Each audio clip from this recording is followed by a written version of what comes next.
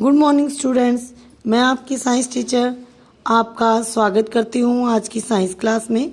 Students, पिछले week हमने lesson read किया था, हमारा थर्ड लेसन था। लेसन का नाम आपको याद ही होगा, तंतु से वस्त्र तक।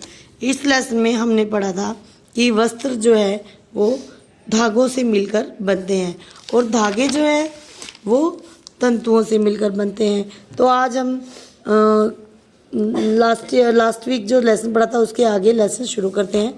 कपड़े धागों से मिलकर बनते हैं तथा धागे तंतुओं से मिलकर बनते हैं। ये तंतु कहाँ से आते हैं? कुछ वस्त्रों जैसे जूट, सूती, रेशमी तथा ऊनी के तंतु पादपों और जंतुओं से प्राप्त होते हैं, जिन्हें प्राकृतिक तंतु कहते हैं। रेशम या ऊन जंतुओं से प्राप्त होते हैं। ऊन भेड़ या बकरी की कर्तित ऊन से प्राप्त होती है। यह खरगोश, याक तथा ऊंट जैसे पशुओं के बालों से भी प्राप्त की जाती है। रेशम कीट कोकून से रेशमी तंतु खींचा जाता है। हजारों वर्षों तक वस्त्र बनाने के लिए केवल प्राकृतिक तंतुओं का उपयोग होता था, लेकिन पिछले लगभग 100 वर्षों से ऐसे रासायनिक पदार्थ जिनका स्रोत पादप या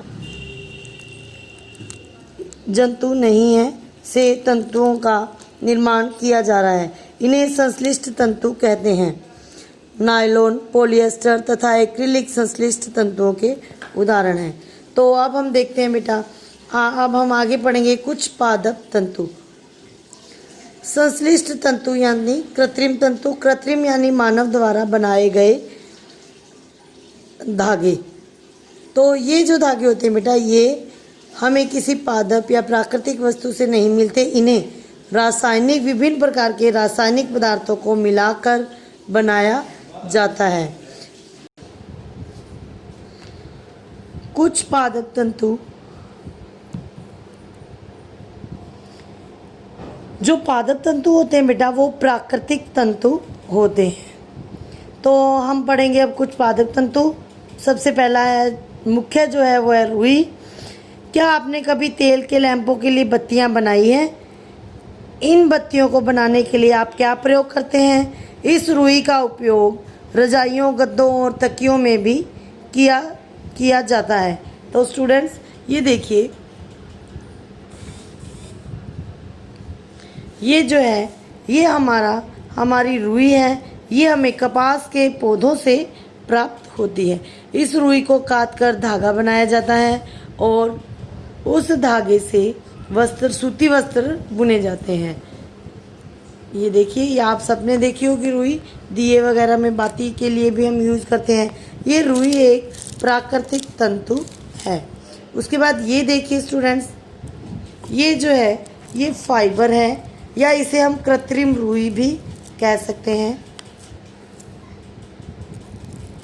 देखिए, इसमें प्राकृतिक और कृत्रिम रुई में फ़र्क देखिए बेटा। आजकल इसमें हमें रेशे अलग अलग नज़र आएंगे। ये कृत्रिम रुई है और ये प्राकृतिक रुई है। ठीक है, तो आगे हम पढ़ते हैं जूट।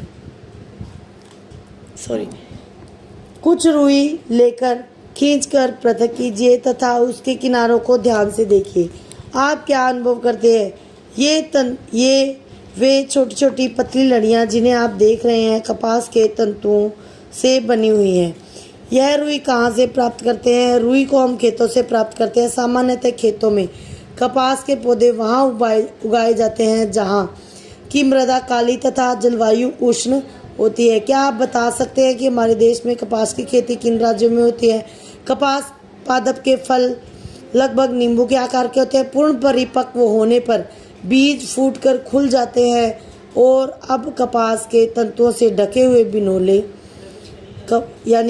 यानी कपास के बीज को आसानी से देखा जा सकता है।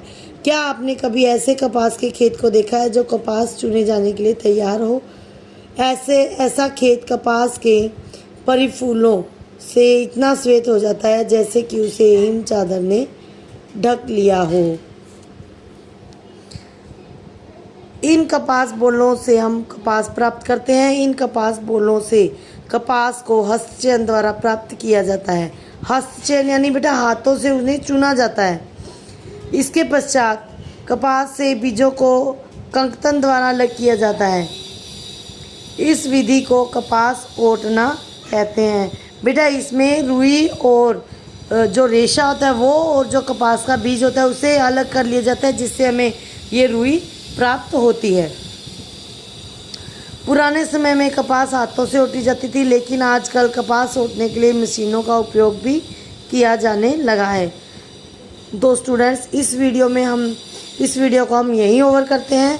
तो आप जैसे कि आपको इस वीडियो से पता चला कि कपास जो है वो हमें कपास के पौधे से प्राप्त होती है, और कपास के पौधों पर जब फूल लगकर फल आते हैं और वो फल पककर फट जाते हैं, तो उनमें से एक रेशा भरा होता है वाइट कलर का, और उसके अंदर ही बीज उलझे हुए होते हैं।